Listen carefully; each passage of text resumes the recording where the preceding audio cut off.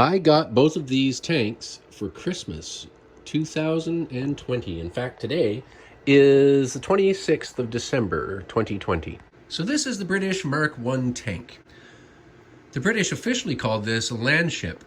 The tie-in with the Navy is quite real because Royal Navy sailors were used to firing guns on machines that were pitching and rolling. It made sense because Army artillery had no experience firing guns on the move. Tank was just the cover story. At the end of the day, land ship never stuck, and everybody now remembers the tank as the tank. There were two versions of this vehicle. There was the male British Mark I tank and the female. The male is this one. It has on either side in sponsons a British 6-pounder gun.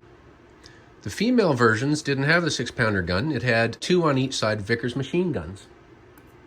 These Mark I tanks were complicated affairs. It required a crew to operate the speed in direction of each track through a complicated sort of system of gears and clutches. Ergo, the Mark I tank had this device on the back with the wheels. It actually steered. This Cobi model doesn't have it turn. Not very successful, so the thing was dropped on the next marks of tanks. This is where the tank commander would sit inside the tank during operation. And of course, these things open, let in some air, because these tanks were amazingly hot inside, hot and toxic, in fact. Given that the tank is so large as a model, the only disappointment I had, really, was that Cobi could have added a couple of heads in here so that it didn't kind of look empty. So I decided to experiment and add one myself. Now, there's not enough room in here for a minifigure, this is a Lego guy, for any sort of minifigure to have its arms on, or its legs, or any kind of helmet or hat or hair. So what I did was I just used the body and the head, and I put this gray piece here that's not normally there, this little tiny 1x2 tile gray piece above there, and just put all this piece back down on top of the head. And you know, it just at least looks a bit alive. And you can't see it on the video probably, but the light hits it and you can tell there's a person in there. So to put him in the tank, you know, it's easy. Oh my goodness, the torture, the humanity. Oh my goodness, the humanity. Ah! There goes his arms. Poor guy. Like, oh my goodness, where's my arms? How sad is that? And then, you haul off his legs. There you have it. He'll fit inside there now. All right, so here we go. That's as much space as in there. So he's gonna tuck that guy there. He's got a different face than the other fellow. I just want to mention two other very, very minor things I did. This little fellow didn't come with a revolver. He came with binoculars.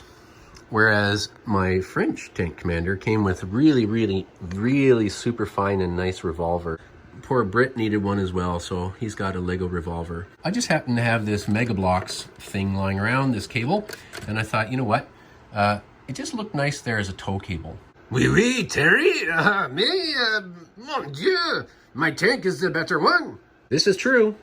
The Renault tank, which followed the British tank onto the field of battle, so it was the second tank ever used, was a superior tank. A little two-seater jobby, the driver in there, and the commander up here also operated the gun.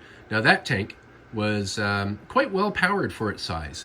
This tank became the standard pattern for all tanks that followed it, even to this day, with the turret on the top and the gun, right? Like the Mark I tank, this Renault FT-17 is an awesome product.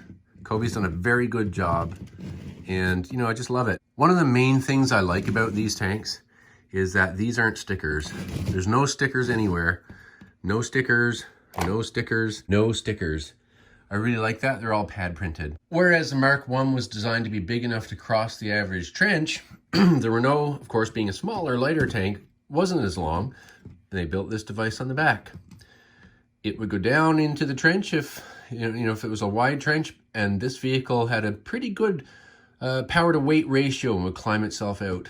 The model here has, there's some little features like that where you see the tops of the piping for the engine, and it's just really well done.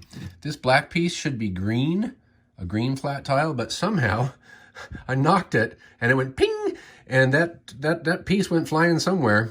So for now, until I find it, I've just put the black there. The German tank of World War I, which was rushed into production when they saw this thing, that tank was top heavy, had a crew of 18, would tip over. So essentially, at the end of World War I, the Germans had the worst tank, the British had a middle-of-the-road tank, and the French had the best tank. Ironically, 20 years later, you know, we're heading into World War II. The Germans have by far the best tanks. The British tanks are still kind of middle of the road, and the French by far the worst. This is a very upsetting scene. But, you know, the guy in blue is like, I never had arms to start with. I've been a fan of the Lego minifigure for a very long time. In fact, this guy here is from the first year the space Lego minifigures came out, way back in the 70s. And he's my first. When I saw the Cobi little figures, I didn't really like them. I'm like, you know, they don't look like the minifigure. I love the minifigure, and I really do. But, you know, when you look at the pad printing on them, and especially with considering they're not flat surfaces, the quality of the plastic, these guys are kind of growing on me. And while there are significant differences between what they look like, the Lego and the Cobi minifigures at least have some, you know, interchangeability.